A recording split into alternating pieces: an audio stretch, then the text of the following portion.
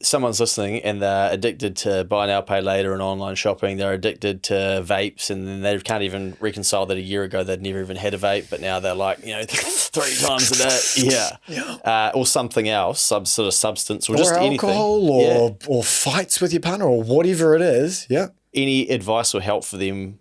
Like, how do you... Environmental management. Number one, manage your environment. I've done it with junk food, marijuana, just get it out of the environment. It's hard. It's harder with like your vapes and stuff, right? Every gas station. Yeah, it's crazy. Every gas station. And so there's going to be periods in your day when you're more cognizant and powerful, where you've got more will, where you're embodying the grace of God, and you're focused on your long-term outcomes and what you want to do with your life. And there's going to be periods in your day and in your week where you're just stressed and weak, and you're weaker, and you focus on short-term outcomes. And the most important, most valuable thing you can do is when you utilize whatever addictive substance it is, if you utilize the vape, when you're in that weak moment, don't beat yourself up for it. It's not a bad thing. It's a great thing because you're recognizing it.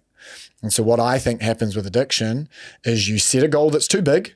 I'm going to get off this massively addictive substance that these billion-dollar companies are shoving down my throat, and I'm just going to stop, and then I'm going to be sweet. And if I can't do that, I suck. Yeah. And so then you have a break and you suck, and then you actually end up with more negative emotion, right? Wrapped in the I failed trying to stop this thing. And what does that do? That spirals into negative behavior. What do you want more? A vape.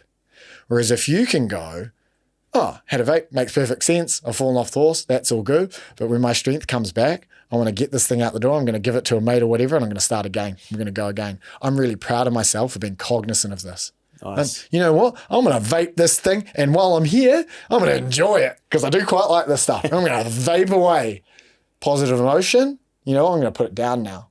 So I feel like people end up in cycles of set a goal too big, fail the goal, beat themselves up for fail the goal, then end up in a negative emotion state, therefore need the thing that they're trying to avoid.